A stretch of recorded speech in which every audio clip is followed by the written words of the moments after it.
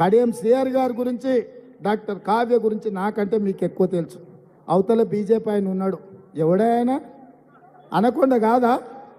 Anaconda కాదా? మీ భూములు మింగినోడు కాదా? మీ భూములు గుంజుకుంటే ఊర్లోకి పోతే రైతులు తిరుగుబాటు చేసి బర్రెను కొట్టినట్టు కొట్టలేదా? అట్లాంటోడు బీజేపీ అభ్యర్థి. చీకటి ఒప్పందంలో భాగంగా బీఆర్ఎస్ వాళ్ళు వాళ్ళ నాయకుని బీజేపీలకు పంపించారు, ఉద్ధరించారు, ఇల్లటం పంపించారు. ఎందుకంటే ఎట్లన్నా కాంగ్రెస్ను ఓడగొట్టాలని. ఎట్లకెళ్ళి ఓడగొడతారా? మీరు దొంగలు కలిసి గట్లు పంచుకుంటే వరంగల్ ప్రాంతం మొత్తం అమాయకులా? మీరు ఏం చేసినా, పొద్దటిపూట ఏం నటించినా, రాత్రిపూట ఏం గుడు పుటాని చేసినా వరంగల్ ప్రజలు విఘ్నులు, వివేకవంతులు. జరగబోయే ఎన్నికల్లో డాక్టర్ కావ్యను 1,00,000 మెజార్టీతో గెలిపిస్తారు.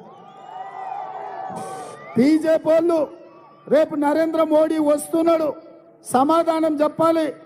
బయ్యారం ఉక్కు కర్మాగారం మనం అడిగితే మోడీ మనకు గాడిద గుడ్డిచ్చిండు. వరంగల్ రైల్వే కోచ్ ఫ్యాక్టరీ మనం అడిగితే మోడీ మనకు గాడిద గుడ్డిచ్చిండు. ఏమిచ్చిండు?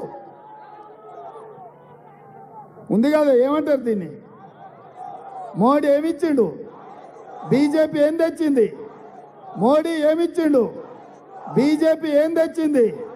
బయ్యారం ఉక్కు కర్మాగారం మనం అడిగితే మోడీ ఏమిచ్చిండు? కాజీపేట రైల్వే కోచ్ ఫ్యాక్టరీ మనం అడిగితే మోడీ ఏం తెచ్చిండు?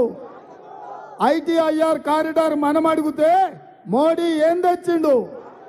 పాలమూరు రంగారెడ్డి ఎత్తిపోతల ప్రాజెక్టుకు జాతీయ హోదా మనం అడిగితే మోడీ ఏమిచ్చిండు? ఐఐఎం మనం అడిగితే మోడీ ఏమిచ్చిండు? ఐఐటి మనం అడిగితే మోడీ ఏమిచ్చిండు? వరంగల్ ఔటర్ రింగ్ రోడ్డు మనం అడిగితే మోడీ ఏమిచ్చిండు? వరంగల్లో ఎయిర్పోర్ట్ మనం అడిగితే మోడీ ఏమిచ్చిండు?